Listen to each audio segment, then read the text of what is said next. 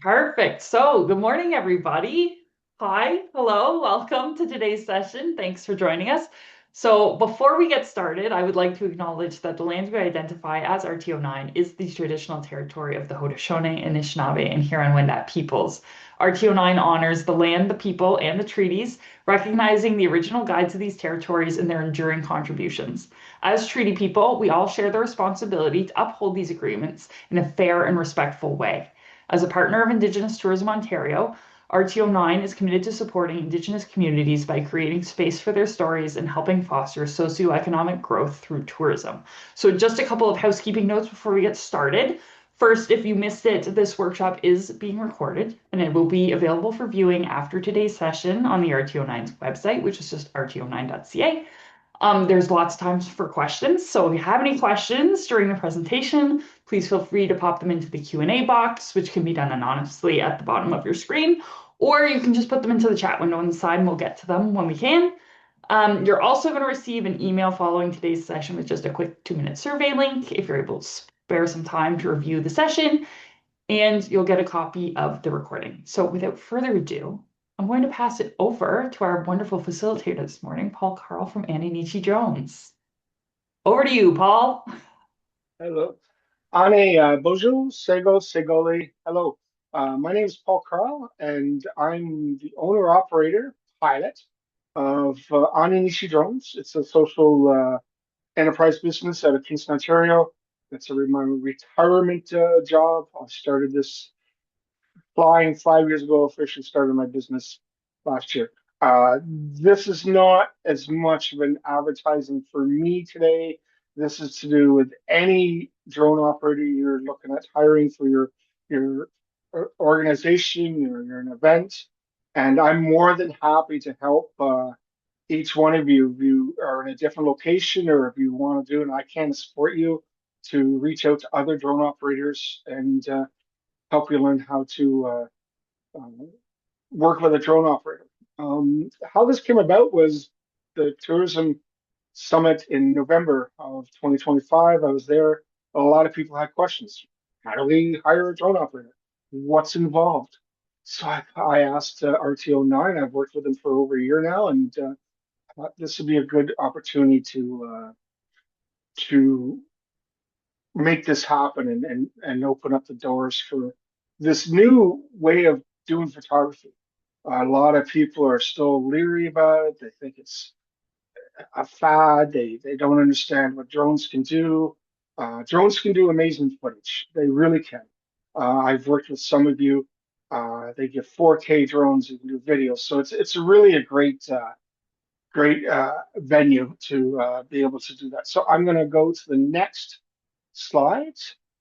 Um, we're talking about advertised events here mostly, but this could be for any of your organizations if you want to do advertising, if you want to do B-roll for future advertising, or if you just want some pictures. That's what this is. So, but as of April 1st, 2025, Transport Canada come out with new regulations that no matter the size of drone, it used to be anything under 250 grams, you can do whatever you want it to a point as long as you're safe. But as of April 1st, 2025, you had to do what they call a standing flight operation certificate for any advertised event. So today we're going to talk about what an advertised event is, what's involved. We get the standing SFOC, and how to make sure we're safe. Again, most of this stuff is for me or for the drone operator to do. It's not per se what you need to do, but it's good to know what's happening. There's a few things that an organization or event or committee has to do to help this process. Just note, there's two versions of a special flight authorizations. I'm going to say FOC from now on because it's easier and less talking.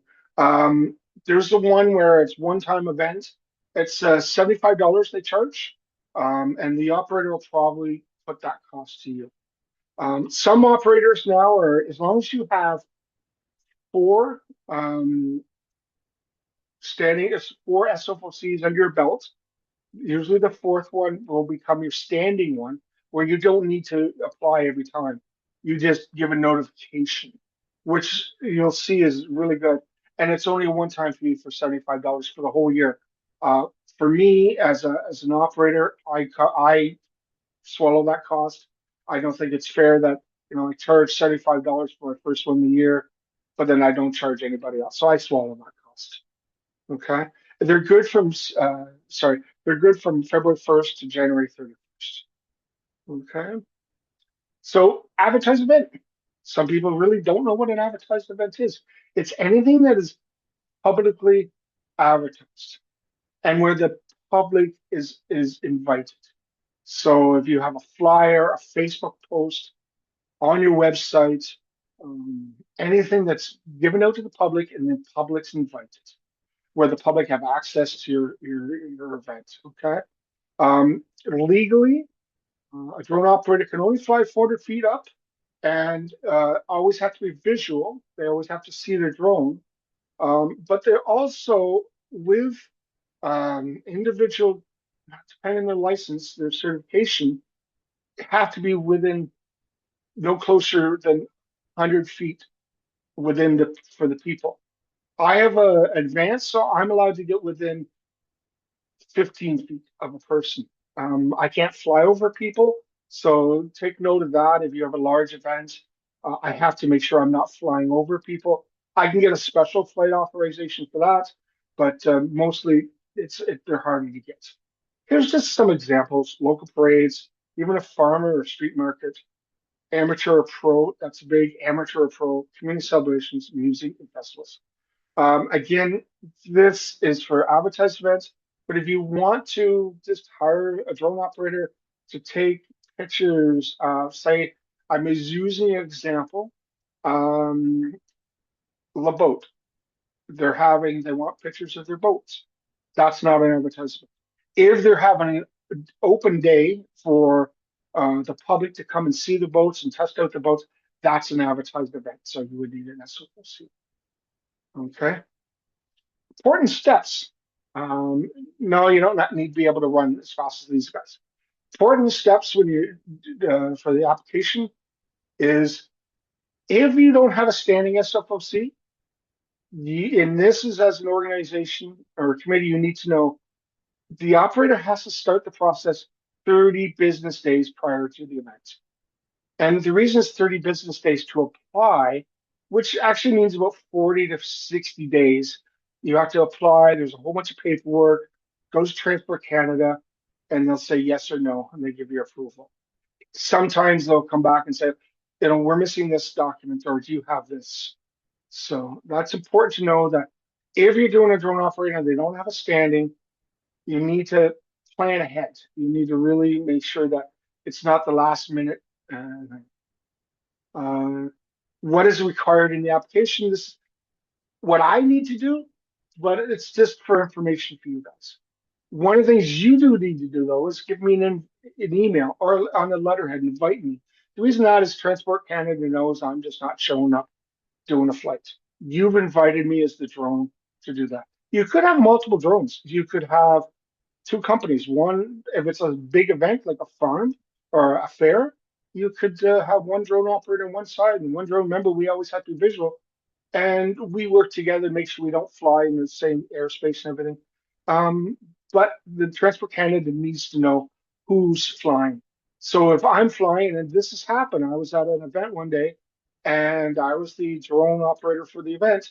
I had a drone within 5 feet of me, 10 feet of me, my drone didn't even know where the drone was, the operator was. He was a mile or so down the river, and he wasn't doing anything officially illegal because his drone was a small drone, but he almost crashed into my drone because he couldn't see me.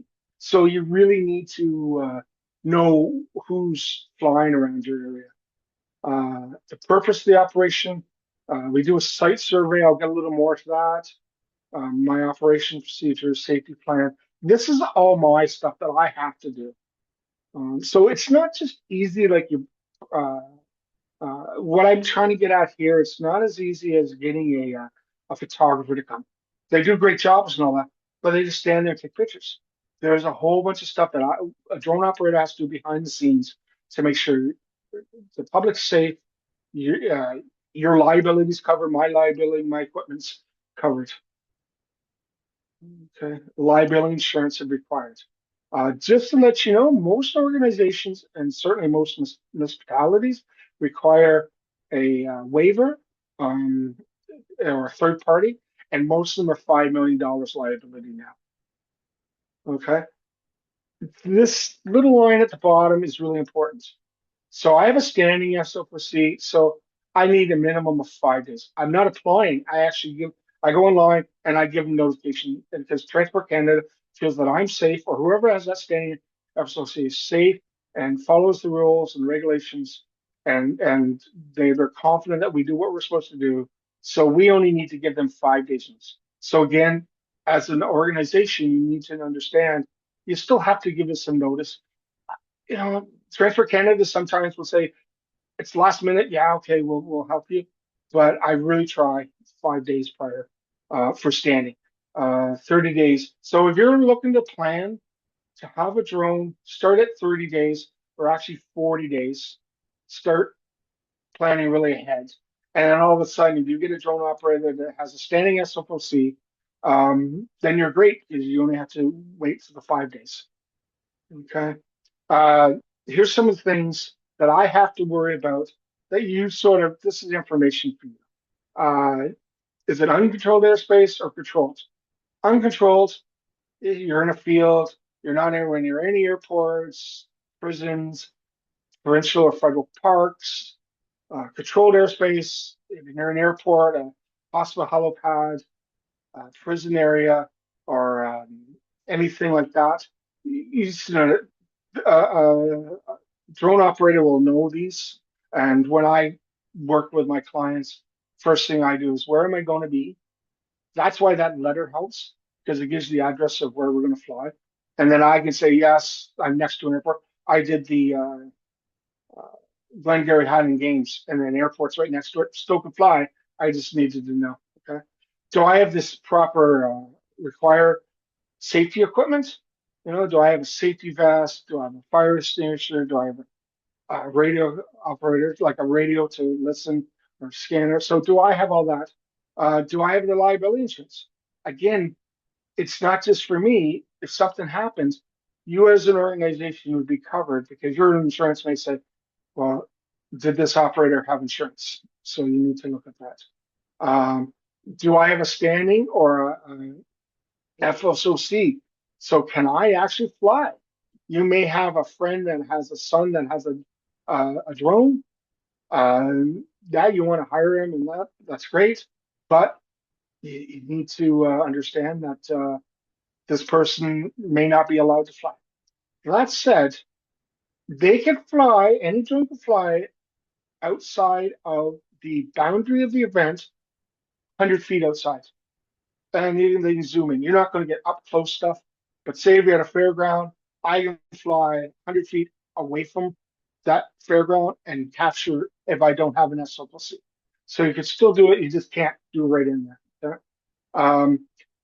Many of you do. You want to know you're going to get good footage. You want to know that the drone operator that you're working with is reliable and works in a good way and all that. So do they have portfolio? Do they have client references? Okay, and a professional operator can provide this to you. Okay, as an event organizer, this is sort of what you need to do. A minimum 30 days prior. Again, if the operator says, "Oh no, I have my standing," so you're lucky, you're 5 days. You need an invitation, and I can help most drone operators, or I can help you with that to draft what wording we require. Okay, a poster or a posting for that. Uh, your contact information, and we do a site survey. That's the biggest thing that you will have to be involved with. And I'll talk about site survey. So site survey is important for us as a drone operator as we go.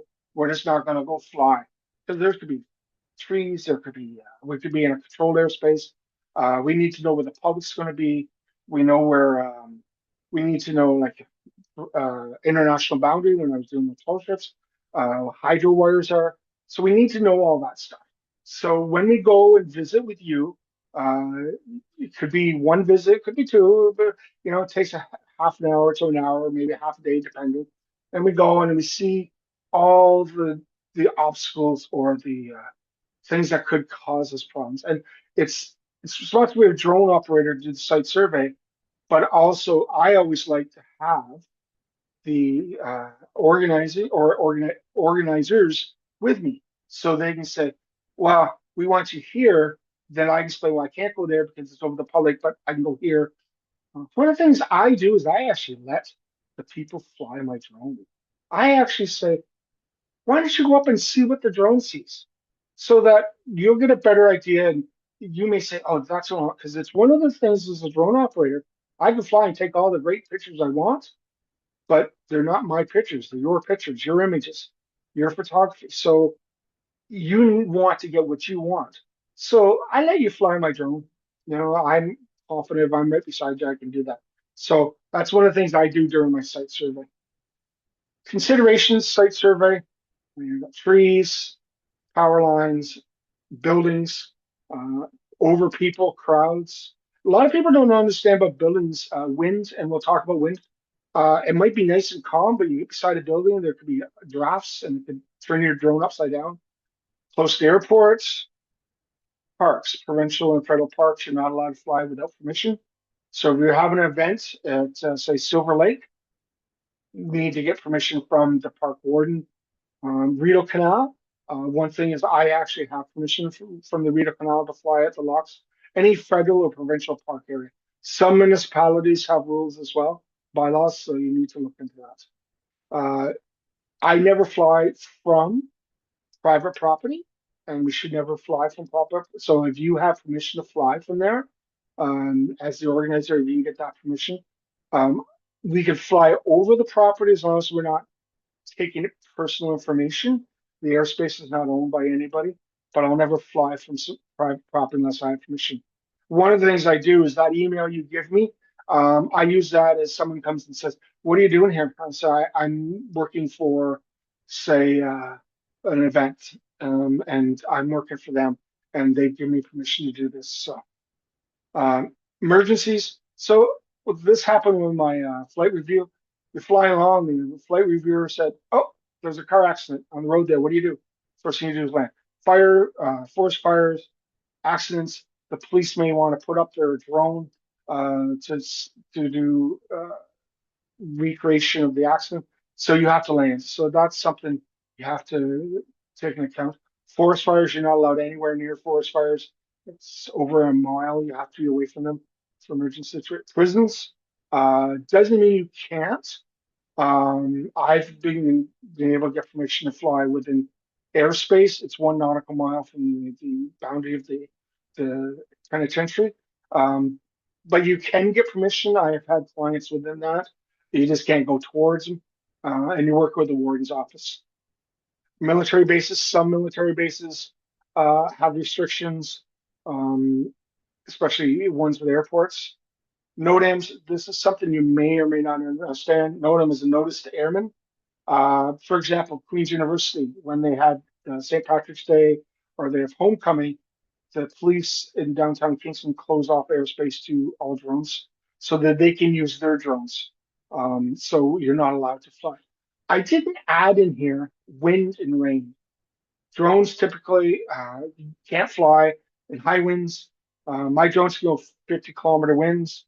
I would never go that high. I max out at 25 kilometers just to be safe. If I'm going to be around public, I don't want to endanger the public or property. And rain, I can't fly in the rain.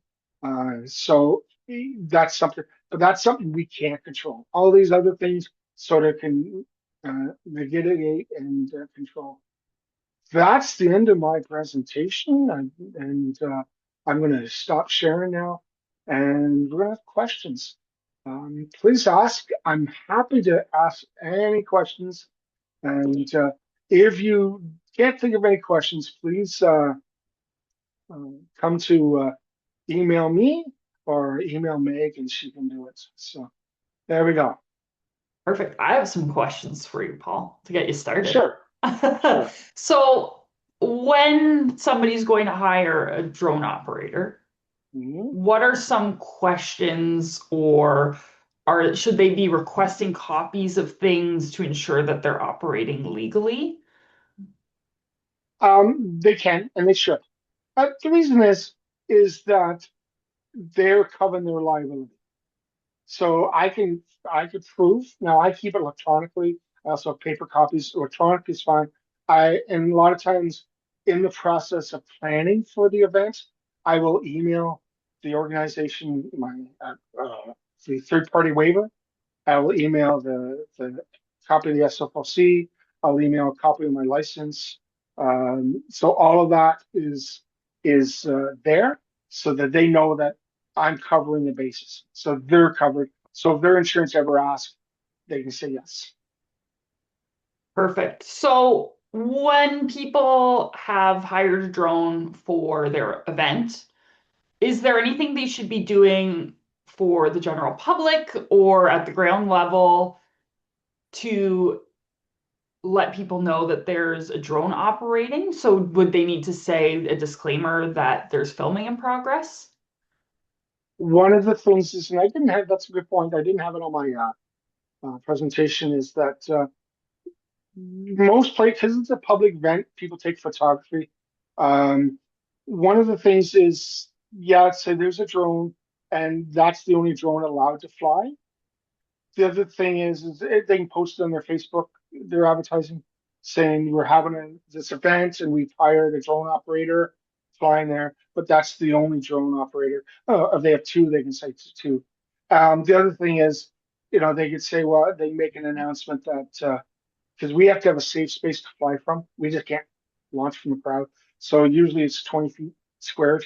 We have to fly from. So that's part of that site survey is where I'm going to launch. And they can say, well, people are not allowed over in that area. Once I'm done, I'm happy to answer questions to people, but I try to make sure that they let the public know. It's a good thing to do. Perfect. And following an event, so you've captured all this photo and video for people. Are they Mhm. then the owners of that photo and video, or do you retain rights, or what is the, I guess, the copyright and legal portion of everything that gets captured? So it depends what the agreement is. Some agreements is that you give us the footage, best and clips and all that, and then I keep some of it. Most of the time, for me, it is the organization's footage. That's why a lot of my drone friends say, "Oh, you got all this business. Where's the pictures?" Well, it's not my pictures. Without their express permission. I can't use it and I won't use it. Sometimes I'll ask, "Oh, I've got this photo. Can I use it?" And I said, "Can I have your logo? Because I want to acknowledge." So it's like advertising for them. But most of the time, for me, it is the organization's property, unless it's changed. They give me permission. Perfect. And then when it comes to capturing that content and those assets, do you prefer like a shot list? Should people be getting that much into the weeds in terms of what they're looking for? Like, should they give you specific things that they're looking to shoot, or is general better? You know what? That's part of that site survey. Remember, I said I let them fly my drone, so they know their event location better than I do sometimes. I know what the drone can do. They know their location. They know what they want. So that's part of that site survey is let's go up and get angles and see what we can do because it's really important to know. So yeah, a shot list is good because it gives me an idea. Uh, am I doing it right? Because again, I can take all the pictures I want, and it's not what you want. Why am I there and why you hired me? Um, but then there's sometimes those little shots that just pop out that is that they never even thought about, or something happened, and it's a great shot. So yeah. Perfect.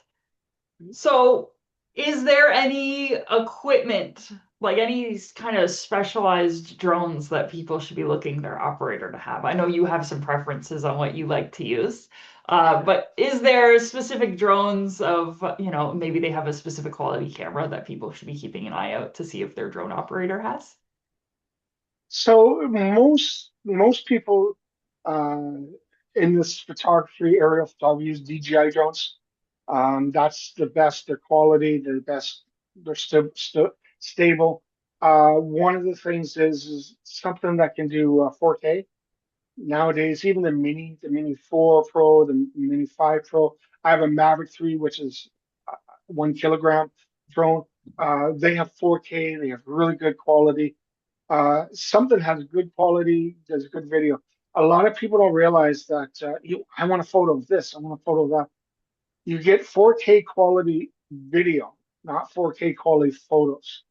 The way around it is when we launch, unlike a photographer where they're setting up and wait for something to happen, we constantly are videoing too. So, when I first started this, I had, for say the tall ships, I had 80 gigabytes of image data. They only got 10 gigabytes of image data because I did screen capturing of the videos for photos because it does take up a lot of space. And to share, I think just to share, I've used Google Drive, OneDrive. I actually have a NAS drive. It's my own drive I keep photos on.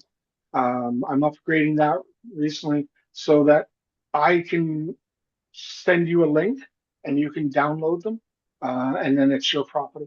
I keep everything for 1 year. I tell my clients I keep everything backed up for 1 year. For some reason, they missed the email or they got busy and they didn't download it. It's there for 1 year. Or if they look through the stuff and say, "Oh, we didn't. Can we get that one too?" We can do that. So after that, I usually remove it and all that. So Perfect. And you mentioned during your presentation that, provincial parks or Parks Canada, places like that, you can't just have a drone operator launch willy-nilly. yeah. Is that something that you should be asking for when looking to hire a drone operator? Let's say we have Jennifer in the audience. She's right near Thousand Islands National Park. So Mhm. is that something she should be checking? Is it something that drone operators use as part of their marketing to say we have a license for the provincial parks? So sometimes, so for me, example, I have approval for all the Rideau Canal. I've made arrangements because I do have clients that use the Rideau Canal for like Thousand Islands. It helps if the organization is doing something within the park system, they can reach out to their contacts and within the park system to say, okay, yeah, we can improve this, but also it's up to the drone operator to work with the park to get permission. So it's almost like a two-tier application process. It's the application for the event and working with the organization there. There's also the application for the park and get permission with them. So it's two-tier. Usually the operator, I will say I have a standing SFOC, and I have permission at the Rideau Canal. I've done stuff for the St. Lawrence Parks Commission. I've done stuff for Fort Henry, so and Tourism Kingston, different areas.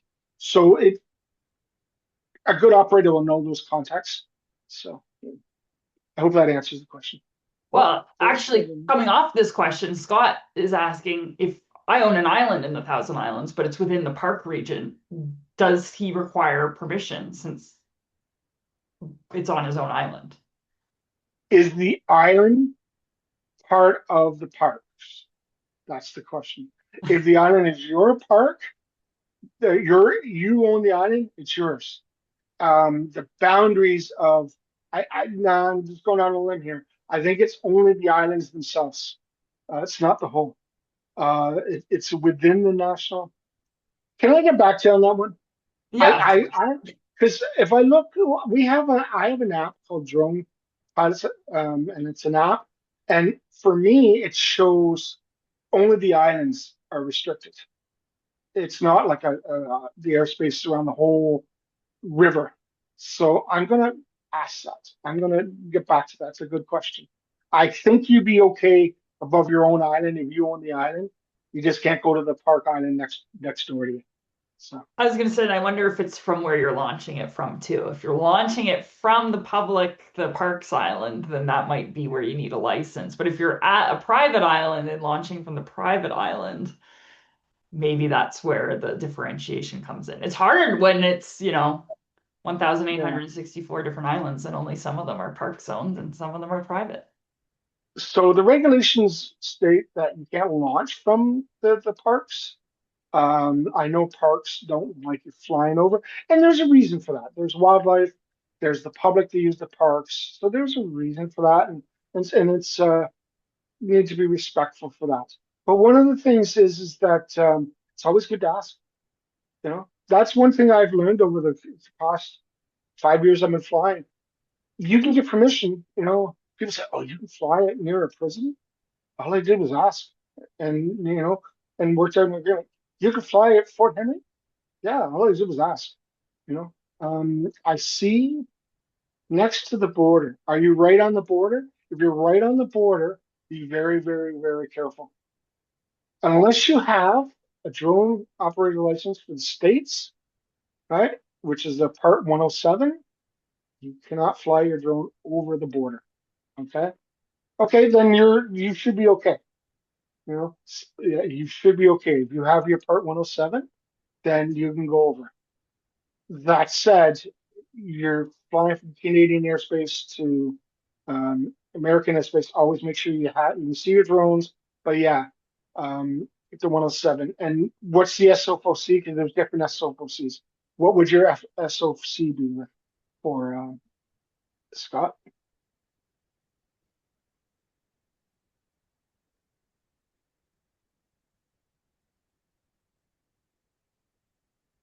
Oh, then you're fine. You're fine. Yeah, yeah. So Well, Paul, here's another question for you. sure. Since you've been working with us for the past year, you've been all over RTO9. Yeah. Where was your favorite place to film? Oh wow. I love filming over water. And people get scared about filming over water because if your drone lands, you've lost it. But some of the images, some of the beautiful, you saw the tall ships in Brockville. I've got a beautiful image of where with the water was supposed to clear in the fall and it was a fishing boat. And if I flip my phone upside down, you can't see the difference.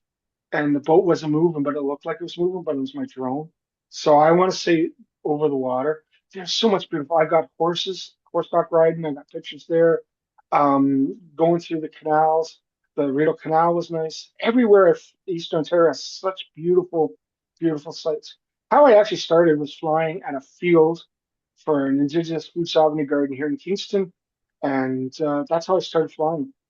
They gave me a space, and I started taking pictures. Of course, every drone operator will, and I never did crash my drone. I landed it in a tree, I said, and it was the only tree in the field. It cost me $150 to get it out by a cherry picker from a tree company, but I didn't crash. I actually landed it, sort of. That's my story, and I'm sticking to it.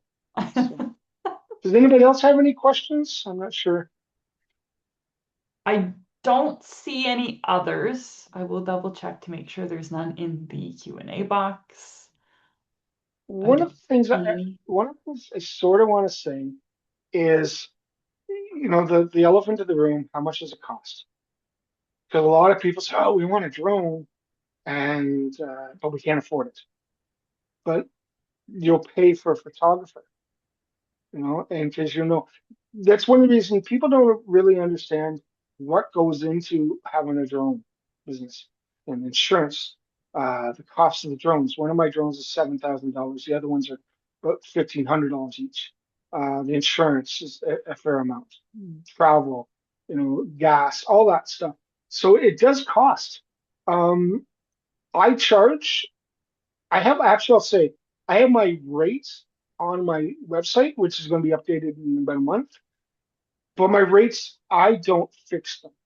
It's just an idea of what I charge.